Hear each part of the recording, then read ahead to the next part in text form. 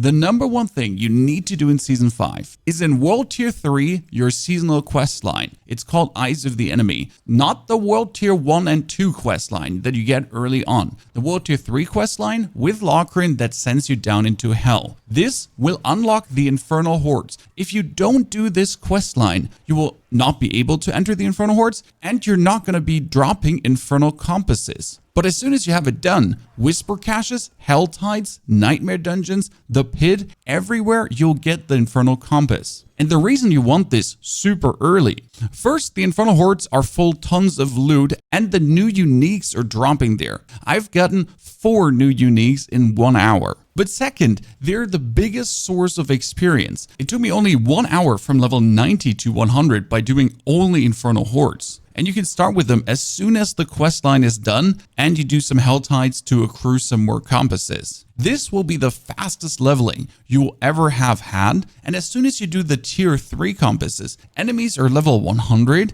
and every item that drops at the end is 925. Couldn't be better. The next thing is your new temper recipes. You pick this up relatively early and it's called Worldly Finesse, adding critical strike damage, vulnerable damage, overpower, or ultimate damage to whatever you feel like. This can go on your gloves, weapon, and rings, and it works with every build and every skill. I'm playing Overpower right now, and I'm mostly going just for critical strike damage, and I'm mostly going for critical strike damage. That's another 150% and another 80% like this. I'm currently sitting at, well, 1,600 and almost 700 critical strike damage, just like that. Doing incredible numbers. Now, an interesting thing about doing Infernal Hordes early is you're also getting a bunch of Abyssal Scrolls. They're actually useless. The only thing these Abyssal Scrolls do is they save you Sigil Dust. Because if I now wanted to do a tier 8 Infernal Horde, I just craft that thing. It does cost me Forgotten Souls though. Simply see the Abyssal Scrolls as you saving on Sigil Dust and materials, but I got 43 of them just by leveling. I could make myself a bunch of tier 8 compasses. Would not recommend you upgrading tier 3 compasses though, because if you do a tier 90 plus dungeon, you get tier 5s. And these tier 5s obviously only need 3 scrolls to be upgraded, opposed to needing another 5 to get this one fully. And high level pits will even get you higher compasses. Now, as a second thing, interact with the questline, The Mother's Gift. Important here is that you can hover over the caches and you see what they actually drops. And until tier 10, everything is sacred. Tier 10 is the first ancestral legendary one. Doesn't matter if you open tier 9, 7, or 5 with level 90, you're still getting the low level gear. Open them straight away. Regularly check back with this, that you're at least getting something for your level. I'm already sitting here at the tier, I'm already sitting close to the tier 20 reward. This is 18,400. Seems like a lot, but one Infernal Horde gives me a couple of thousands Mother's Gift plus. And I started with the Hordes plenty late. I'm pretty sure you can knock out this questline with level 80 around. If you do start leveling with the Infernal Compasses, instead of wasting your time in Nightmare Dungeons, because my thought was they changed leveling. You can now kill enemies that are 30 levels higher than you for massive bonus XP. But that doesn't matter at all. Sure, Helltide is quite stacked and you can stack those triple mine cages to kill harder opponents. The problem is if you stack triple mine cages, you will have a hard problem killing the Hellborn attacking you while leveling and the Queen of the Helltide. But not only that, Infernal Hordes might be around your level, or if you're doing tier 3 Infernal Hordes with level 80, they're 20 levels higher. The enemy density is so nothing can compare with this. You're killing around 1,000 monsters per minute, where Helltide is maybe 200 monsters per minute because of the huge density that the Infernal Hordes have and the enclosed area. I don't have to walk far as a Necro. I look left, tons of monsters. I look right, tons of monsters. They're just simply there. Don't have to activate some stupid orbs lying around or have to collect souls from Animus Carriers. Nah, just murdering monsters and soaking the XP in. So the 30 levels higher is an interesting thing if you then jump world tiers. Level 35, do the capstone dungeon. Enemies are 20 plus levels higher. You get more XP. But realistically speaking, don't try to go out of your way to really only fight 30 levels higher. That's useless. And as a little heads up,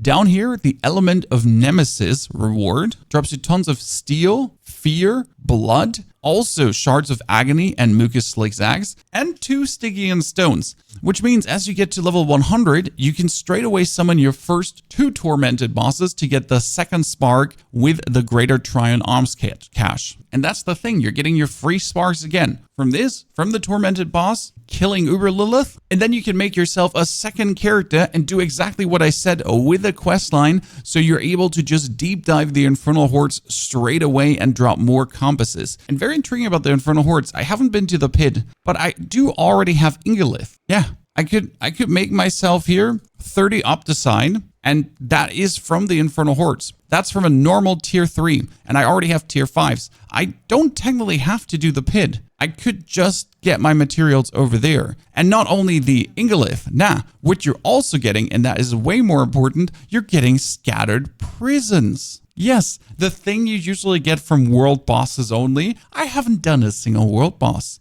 This is needed to put sockets into your items.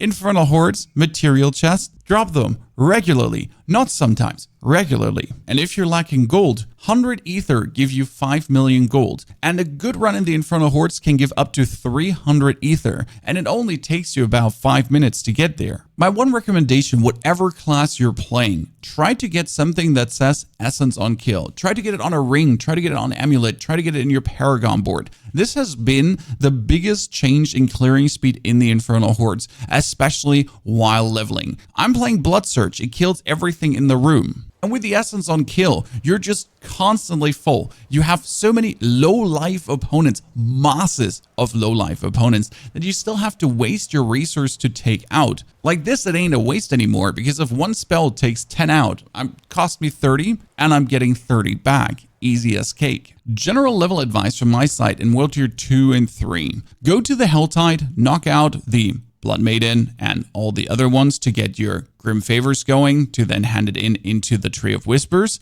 Do the seasonal quest afterwards that you get in Zarbinzet, the World Tier 2 one, and as soon as you're in World Tier 3, do the same. Knock out the Whispers, then continue the seasonal quest that you're essentially getting your compasses already. And the good thing about the compasses is they can be broken down into sigil dust, which means you don't have to do low-level nightmare dungeons to get sigil dust. I straight up started my first nightmare dungeon with a tier 43, broke down 3 compasses, crafted myself a tier 43, and from that point on, you're just getting new ones and new ones from every consecutive nightmare dungeon you're doing. And since you're leveling in the Infernal Hordes, you might be lacking a little bit of glyph XP. Don't worry about this. I just reached level 100 and I instantly could do a tier 90 plus nightmare dungeon because of the good equipment I've gotten with the greater affixes already, the uniques, 925s, like literally everything, right? Straight up into a tier 90 dungeon, zero problems. And a tier 90 plus gives you enough glyph XP to straight up bring your glyph up to level 11. With another one, you're at 14. And when you do 3 dungeons and you get 1 glyph to 10 and 1 to 15. Don't forget your seasonal blessings though. There's one for XP. I can turn this off right away. And then there's the one for the Paragon Glyph XP. This is so important as you then start to do nightmare dungeons. You have a chance to get more Abyssal Scrolls, but they're not that much needed. Rather get more legendaries out of the Urn of Spoils, because boost the chance to receive a legendary item from the Spoils of Hell chest found while fighting the Infernal Hordes. There's already 2 coming out. If there's more than 2 coming out, well, I mean, thank you. And it could be greater affixes. Not only the big chest gives greater affixes, the normal chest consistently throws out greater affixes as well. The Urn of the Blessed Mother is useless, to be fair, because you do get enough reputation, especially doing the Infernal Hordes. I wouldn't really bother ever putting that in here. Even for new characters, you're getting enough out of this. Obviously, if you're not looking for the levels and rather looking for the Mother's Gift to get the Resplendid Sparks, so you want to kind of kick out the character at level 60, 70, use your Mother's Blessing. Ladies and gentlemen, what's the coolest thing you've found so far? For me, it is a Deathless Visage from the Infernal Hordes with Bone Spear Greater Affix +6. Drop that in the comments below, and if you want a more detailed level breakdown or 3 Necromancer builds that you could play this season, enjoy and have a fantastic good day.